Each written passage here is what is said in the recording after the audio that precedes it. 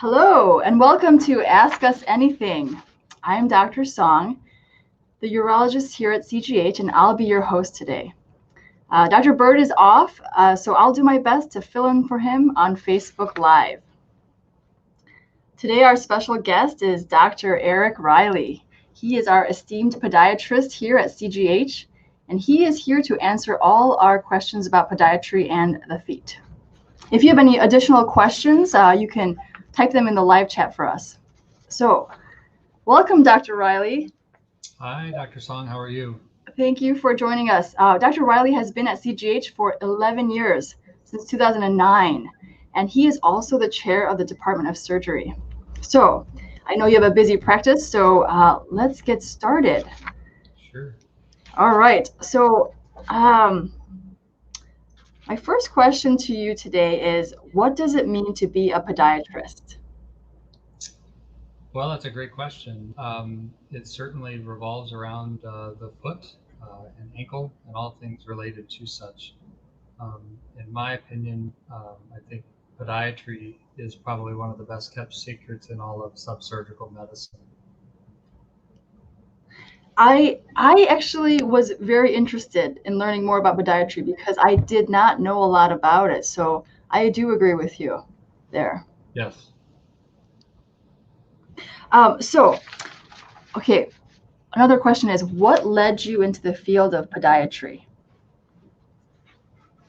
Well, I always knew that I wanted to go into medicine somewhere, not really knowing exactly where. I had the unique opportunity to work side by side in undergrad with an ophthalmologist and as his assistant. And so his name was Dr. John Nelson in Peoria, Illinois, and he took me everywhere. I was like his little shadow. And in that saw the business side of medicine as well as the clinical side. And knowing that and having some exposure in shadowing an orthopedic surgeon, my interest lied in that of bones and or ophthalmology. Throughout that whole process, I knew about myself that I wanted to be a proceduralist. I couldn't take the chance of being stuck in a non-procedural type specialty. I felt like professionally that wouldn't satiate me. And knowing that about myself, I knew a family friend her dad was a podiatrist. And throughout my training through undergrad and grad school, then applied to podiatry school.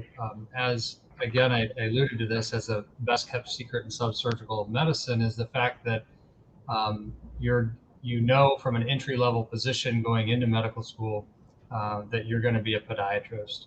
And so the fear or the concern over matching in a specialty of which maybe not suit you and your needs goes away. So that was what the draw for me was. In addition to when you look at all the specialties of medicine, certainly residency is a great time of life, but I don't know that we all want to be stuck there forever. And for us, 3 years plus fellowship if needed, certainly was appealing to me. So. I did see there was only like 9 podiatry schools, so it must have been pretty competitive too across the nation. Yeah, I mean, it's a fairly young profession. I mean, if you compare that to osteopathy or osteopathic schools, again, it kind of follows suit with that. It's a fairly young, by way of history of medicine practice. And when I was in school, I think there were, I want to say, 8 schools. I think there have been the addition of one, and then they are starting another one in Texas as well. Mm-hmm. Okay.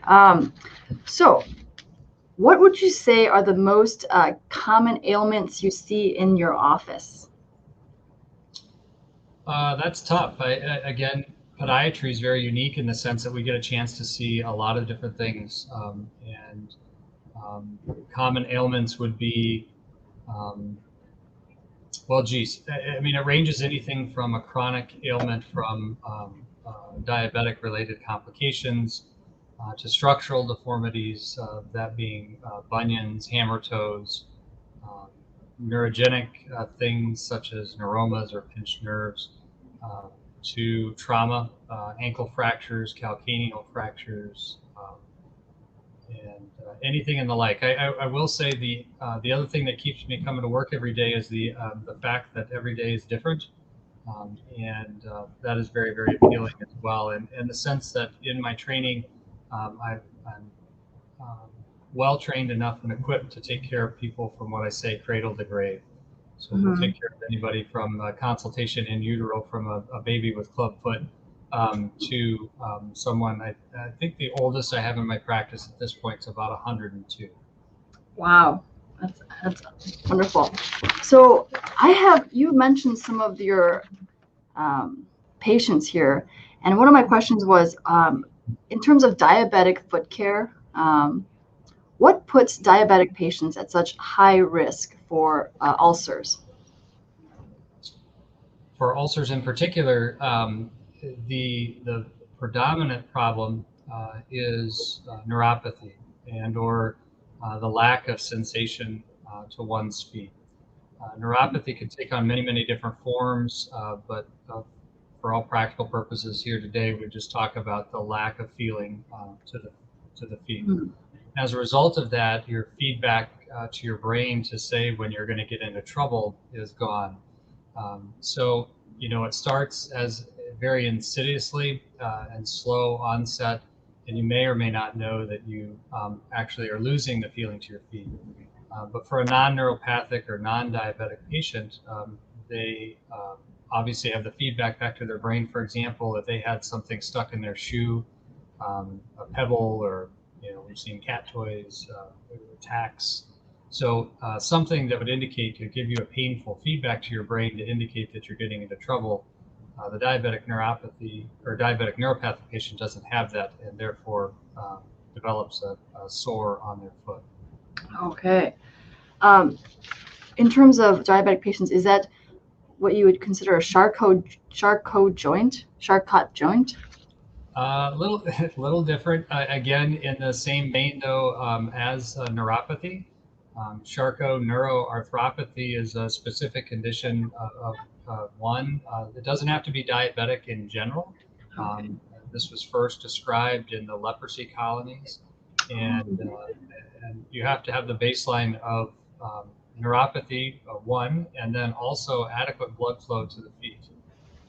And basically, there are two different theories as far as how it happens. It doesn't really matter because once it happens, the cat's out of the bag, so to speak. So you get a rush of blood to the foot, and that presents itself as a myriad of different presentations. But that rush of blood with bringing down all the cells that are responsible for breakup of bone causes a complete collapse of the foot. Most commonly seen in the midfoot, however, you can see it pretty much in any section of the foot. Okay. And you get what's called a rocker bottom type foot in that instance of the midfoot, creating a major structural deformity, which then puts that person, again, remembering neuropathy, the lack of feeling to their feet. If you have a deformity, would then more predispose you to complications. Okay. Well, speaking of the anatomy and the structure of the foot, what causes a low pes planus or a high arch pes cavus? Well, for the most part, foot structure is, kind of set in stone. You have mom, dad, and the good Lord to kind of blame for your foot type, and what you do with it environmentally thereafter would predispose you to various number of deformities. But pes planus it refers to something or someone whom would have a low arched foot or a flat foot. And pes cavus would indicate somebody who has a higher arched foot. Does that answer the question? I don't remember. Yes, that answers my question. All right, let's speak about bunions. Bunions. What do you want to know? Well, I asked my daughter. What causes it? What? Yes. What causes someone to get a bunion? Which is such a cool, fun word, bunion. Yes, bunion. Yes. Again, foot type would it would state that, you know, you're predisposed to getting a bunion, and then environment is something of which is how fast does that deformity particularly develop. And the bunion itself is um, without illustrations, it's hard to draw a picture in one's head, but we've all seen feet, I think, that would drum up images of what a bunion is, and that is this deviation of the angle of the foot in the front part of the foot, where the big toe starts to deviate outwards, or the metatarsal deviates outwards, whereby the toe kind of remains stationary and goes closer over to the second toe, creating a deformity with a big, large bump on the inside of the big toe joint. That's what's commonly referred to as the bunion. So is this something that you can't control in terms of prevention, or is this a natural progression of this migration of the bone? Yeah, I think we like to think that you know, certainly prevention is possible, and slowing the progression of the deformity, in that of structural support, and just overall good care of the foot, structurally speaking. And so, you know, orthotics, for example, or inserts inside the shoe, or appropriate shoe gear, would hopefully, you know, prevent somebody from developing it. It's hard to say. There's no good data to suggest that we have good measurable data to say that if you wear this specific shoe coupled with this specific insert, it will give you a decade of time in terms of prevention of getting the bunion. Got it. Very good. Probably avoid those high heels, those pointy heels. Okay. Well, if you have a bunion, they're just going to be more uncomfortable for you. That's all. Okay. Which is not a bad thing. It drives you into our office, and we can help you. Okay. So another fun word is what is exactly plantar fasciitis? Sure. Plantar fasciitis is a condition or a syndrome, also goes by the name of heel spur syndrome, or just frankly heel pain. I would say, you would ask what kind of are the common ailments of podiatry, and this would certainly fall into that category.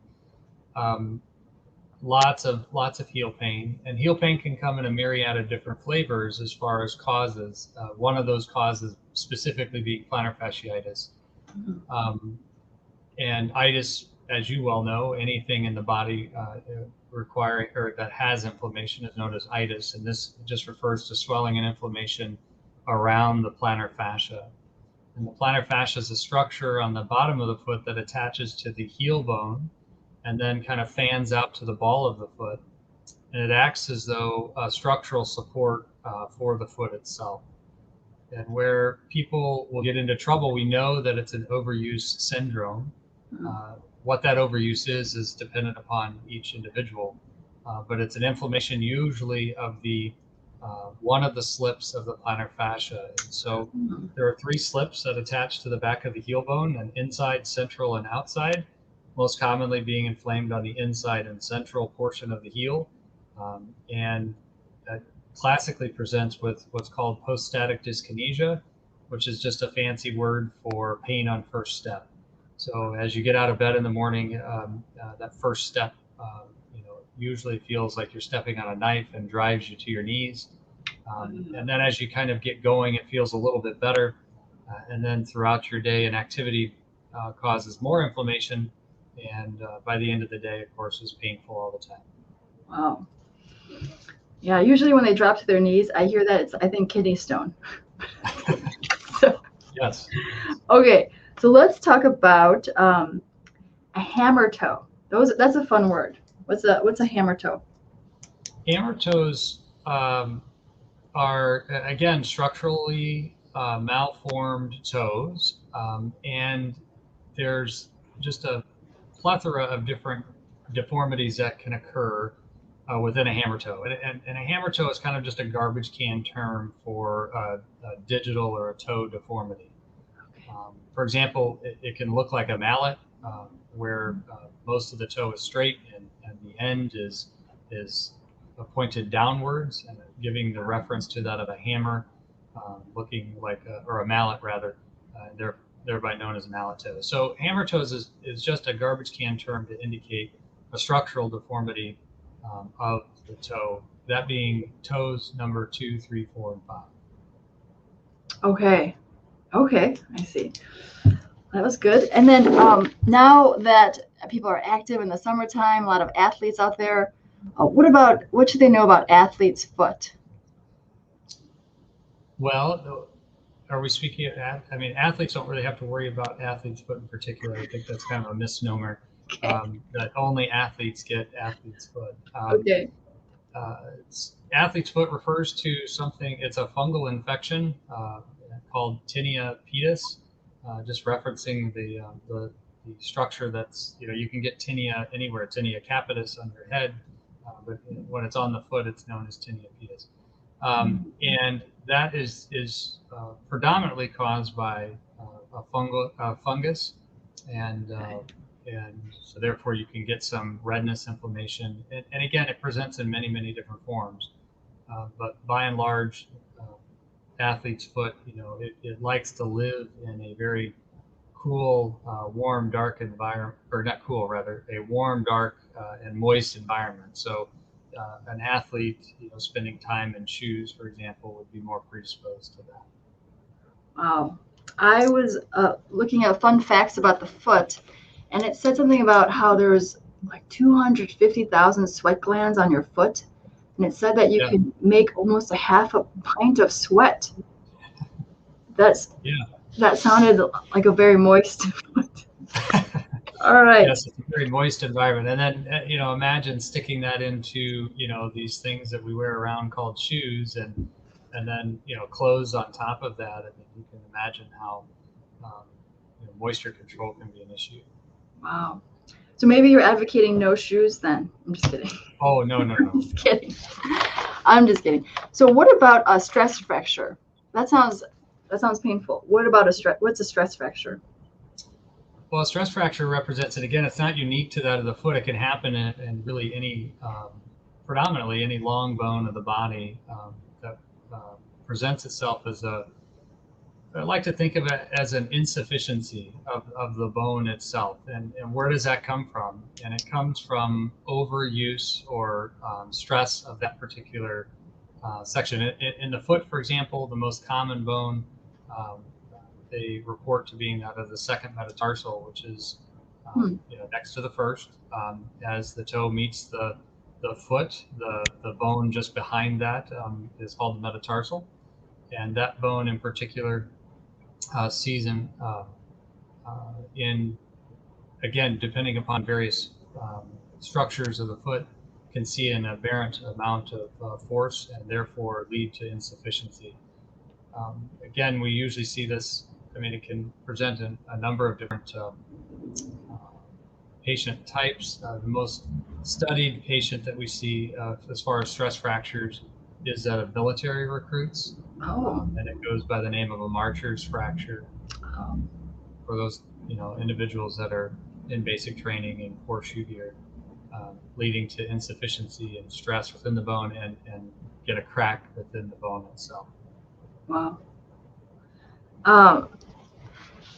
So then if you have a crack in the bone, is it just conservative management? You just stay off the feet, or do you have to actually do intervention to help that? It depends. I would say that the majority of the time, it's all conservative management. Right. And it's interesting because stress fractures in particular predominantly is a clinical diagnosis. So if a patient comes in complaining of pain with every step they take in an isolated area of the foot, and it's pinpoint tenderness, it's a stress fracture until proven otherwise. You may or may not get a chance to see it on x-ray. Commonly, it's not seen on x-ray, and you initiate treatment based upon your clinical presentation and exam, and then repeat the x-ray, and at an interval of say 4 to 6 weeks later, you might see callus formation around the bone, indicating that there was a stress fracture there, even though you didn't see it. Certainly, further advanced imaging such as bone scans or MRIs and things like that are certainly more sensitive. We don't typically work it up that far, but again, it can show up on those types of images. Okay. Got it. Well, good. Okay, what about ingrown toenails? I think that's a common complaint. Sometimes I see that in some of my patients. So what do you do for ingrown toenails? Well, we do a lot of different surgical procedures again uh, here, and I will tell you that that one in particular is probably one of my favorites. And it may seem odd, where you could replace an ankle, you can reconstruct somebody's foot, you can fix a major fracture or crush injury, that those all would be rather exciting. And the reality of it is, an ingrown toenail, if one's ever experienced it, it's absolutely miserable. And and so the beauty of an ingrown toenail, otherwise, is again, it's a structural abnormality within the nail itself that causes irritation to the side of the toe or the nail fold. It leads to a localized infection known as a paronychia, Mm, and they are extremely painful. I mean, mm, every step you take, it hurts.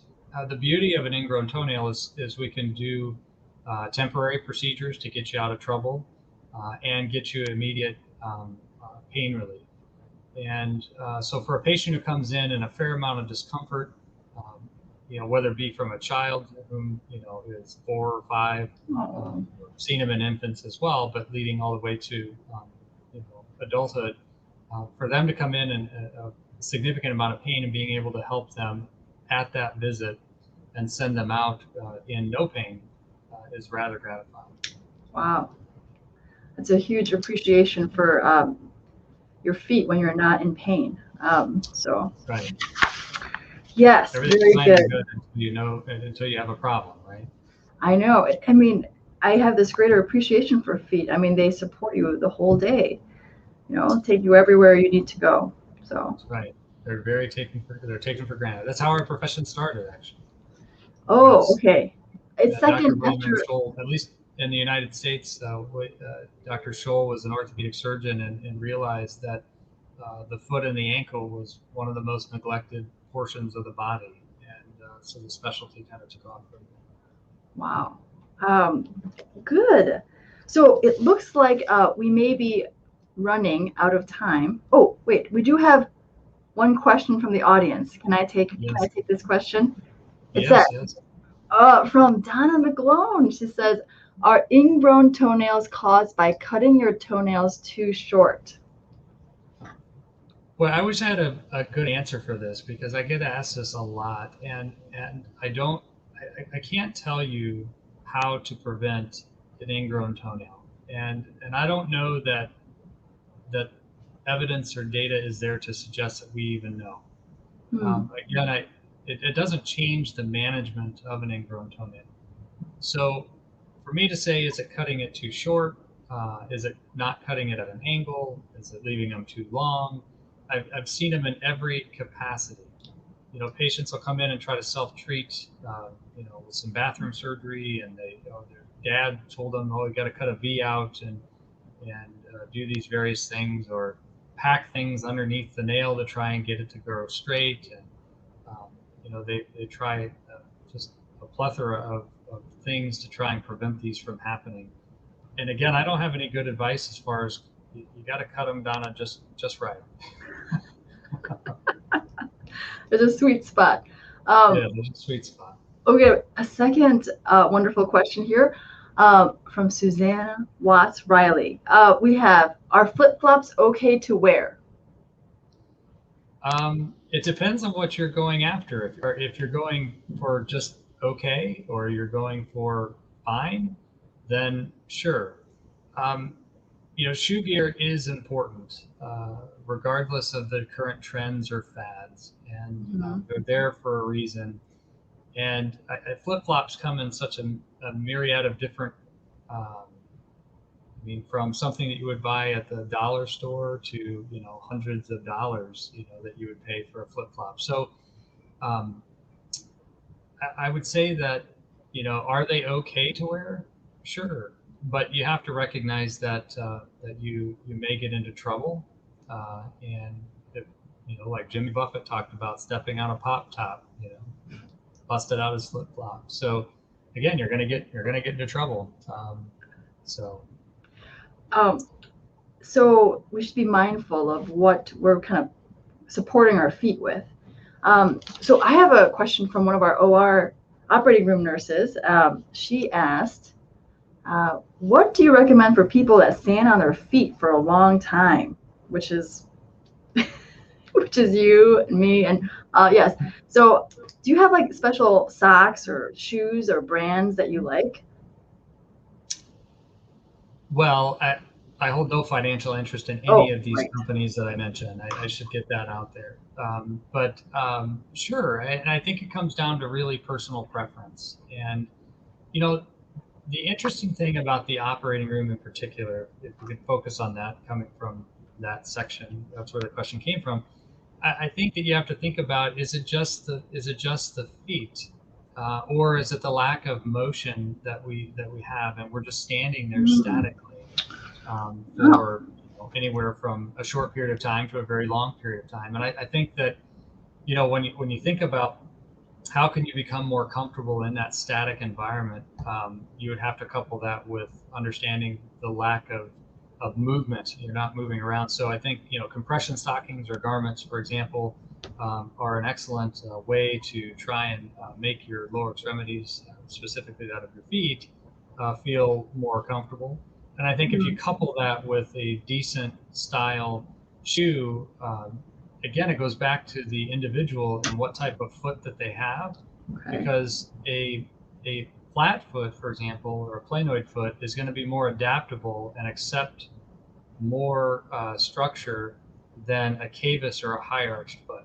So it really comes down to the foot type that you have, the goals that you're after, and then trying to couple some form of support around that. So there's unfortunately Um, there's no quick answer for okay. that. Um, That was a great answer.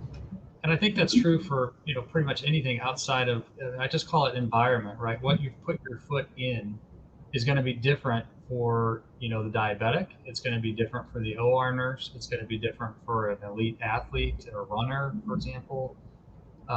So you really just have to know the structure, know the patient, and know what goals we're after to develop a good plan of care. That was very good. Thank you. So it looks like we're running out of time. Oh, So, um, do you have any last comments you want to share before we wrap up here? well, it's been great. I appreciate it. It's been fun. Thanks, Dr. Song, for filling in for Dr. Bird. You did a great job. Maybe you could take some more time off and you can do it, more often. You would appreciate that, I'm sure.